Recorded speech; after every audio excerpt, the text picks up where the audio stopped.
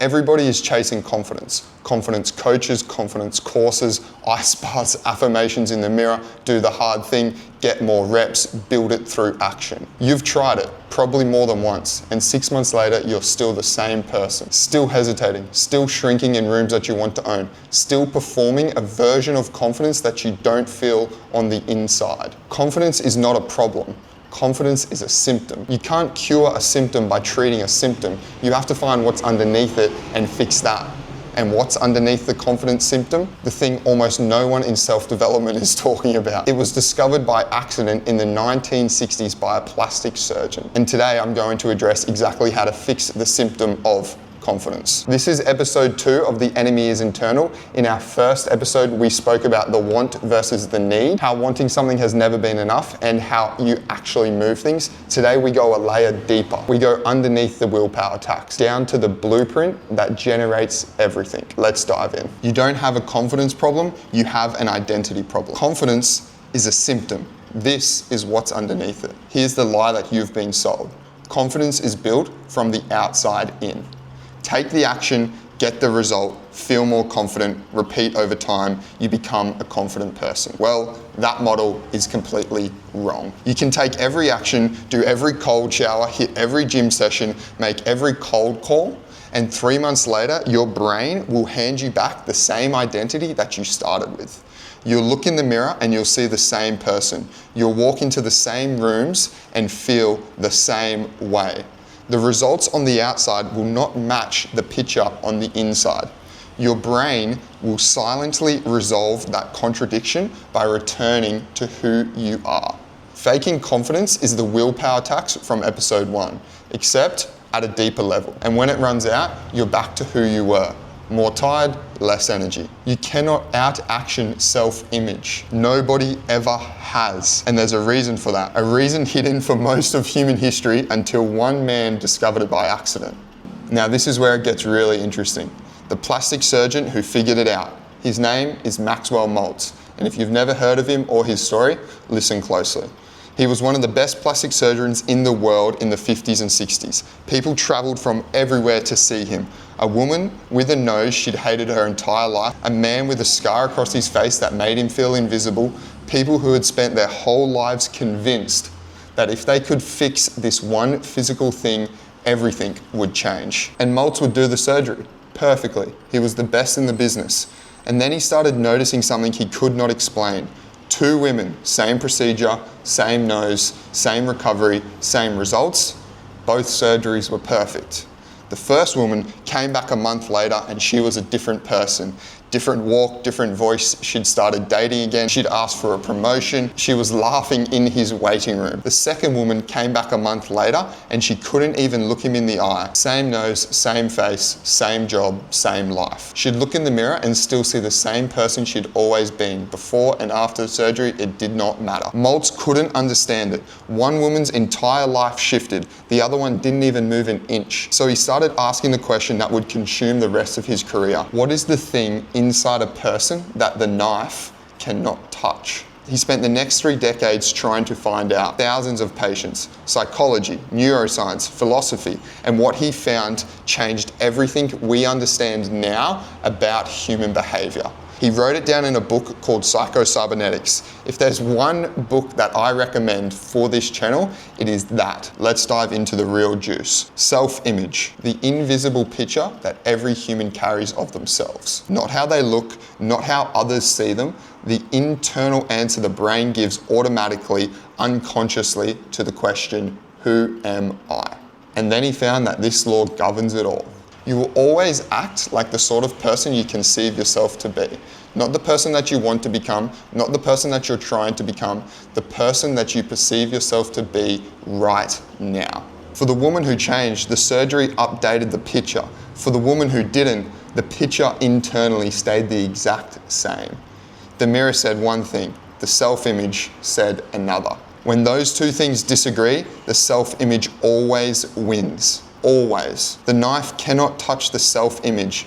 Nothing external can touch the self-image. We now understand what self-image is. Let's dive into the blueprint underneath everything. Here's a little diagram I have, very, very simple, okay? The outer circle is always downstream of the inner circle. You can see here we've got the self-image, which leads to results, behavior, and confidence as well.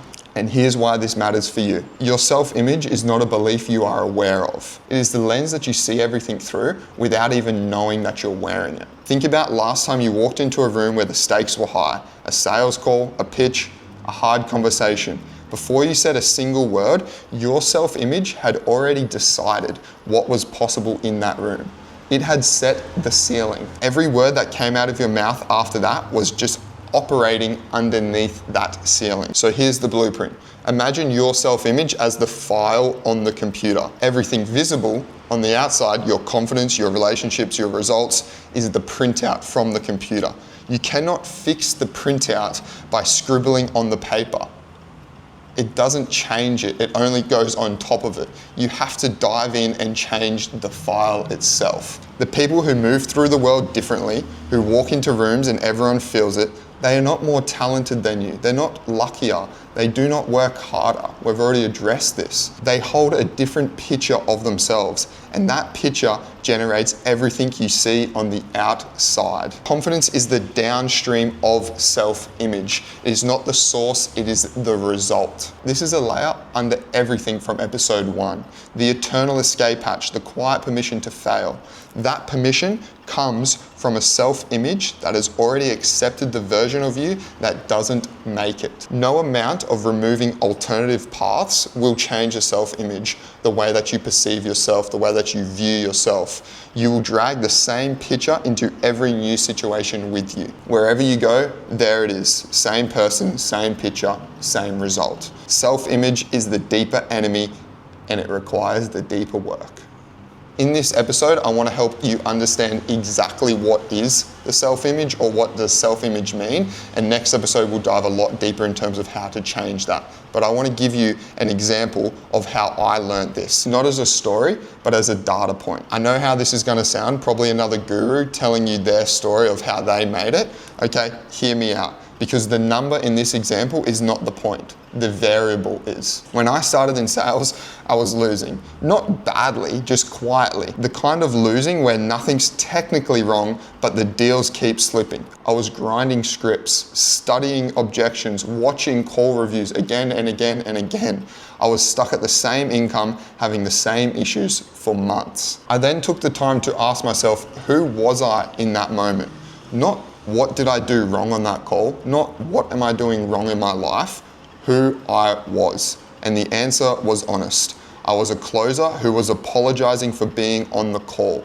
I was asking permission to sell. I was walking into every room, every call, with a picture of myself that was already halfway to losing before I even opened my mouth, because of my self-image, because of how I perceived myself to be. And on a specific Saturday, I had a moment where I made a decision, and I wrote it in my journal so I always remember it.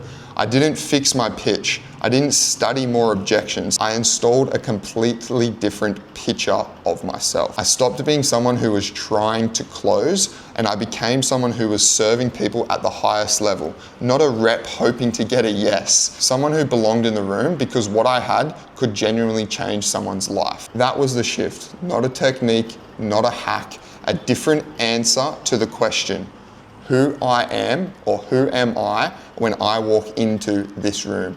Who am I when I walk into this call? The scripts didn't matter for me. The objections didn't matter. The prospects were never responding to my words. They were responding to the picture of myself that I was broadcasting unconsciously. If your self-image is a low-level closer that's asking for permission, pushing for a sale, that's exactly what they're gonna feel. This is just a pure examples of sales. It doesn't matter what environment you are in, business, relationships, conversations with your partner. If you walk into that conversation with a poor self-image, that you're a loser, so to say, that's exactly the result that you're gonna get, because that's the energy that you perceive to that individual or whoever is in that room. And that was the day I stopped working on my script and started working on my self-image. I didn't change my offer. I didn't change my training. My leads didn't change. I didn't change my process on calls. The only variable that I changed was the picture I had of myself when I walked into the call. And in 60 days, I went from $9,000 a month to $32,000 a month. Same offer, same training, same leads, same process, different self-image. This is not a motivational story, guys. This is a data point. The only variable that was moved was the invisible one, and the invisible one moved everything.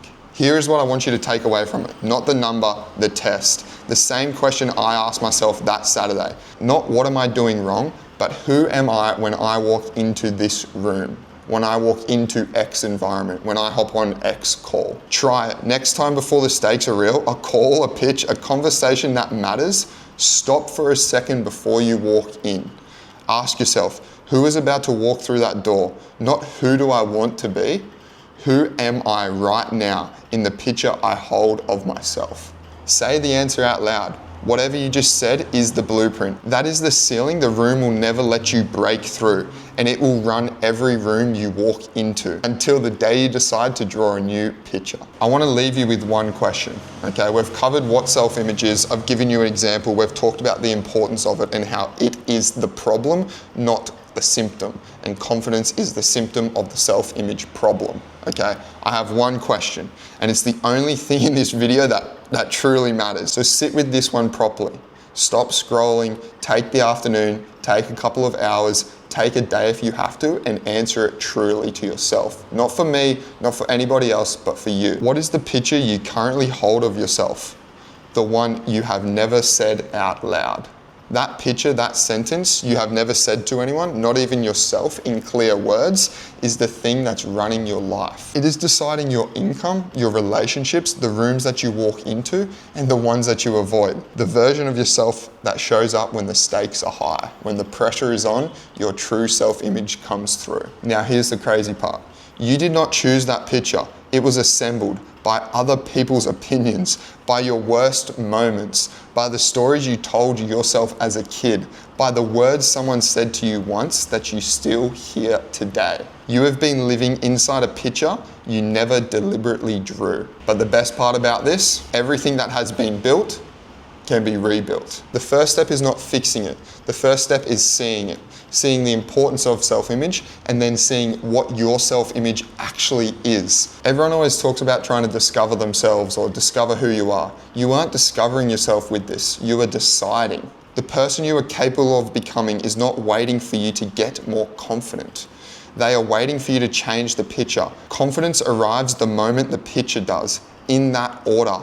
Never the other way around. Your confidence will come from the internal version of how you view yourself, guys. Address the self-image and change it. The next video is going to be about how rebuilding actually works, the mechanism, the process, but it only lands if you have done what I have just asked. Look at the picture, name it. The rest we will cover after. As always, I want to leave you with a quick review, okay, a quick summary. So confidence is a symptom, guys, not the problem. You can't cure a symptom by treating the symptom. Self-image is the blueprint, the file from which everything else is printed. You will always act like the sort of person you conceive yourself to be, not the person you want to be. Trying to build confidence through action is scribbling on the paper. The file on the computer before it gets printed out needs to be changed. The self-image is a layer deeper than the escape hatch from episode 1. If you haven't watched episode 1, go give it a watch. The example I have, same offer, same training, same leads, same process, different self-image. The only variable that moved was invisible because it was internal. You are not discovering who you are deciding. The action steps I want you to take away from this: what is the sentence about yourself you have never said out loud? Write it down exactly as it is. No softening, no editing. That is the picture. Name the picture. Put it in front of yourself so you are aware of it. Please go order Psycho-Cybernetics. I'll leave a link in the description for you to go on Amazon and buy it straight away. The mechanism in episode 3 will land differently if you have read part of the book. Do not try to fix the picture yet. Just look at it directly without flinching. This is the whole task, and this is the only task that you need to do right now. If you like this video, if you want to see more, hit like, hit subscribe, do what you have to do. Next episode, we will be continuing to go deeper and deeper and deeper. What we've done now is scratch the surface. We're now a layer deeper talking about self-image and the importance of that. And now it's about how to change your trajectory of what you want to achieve in your life.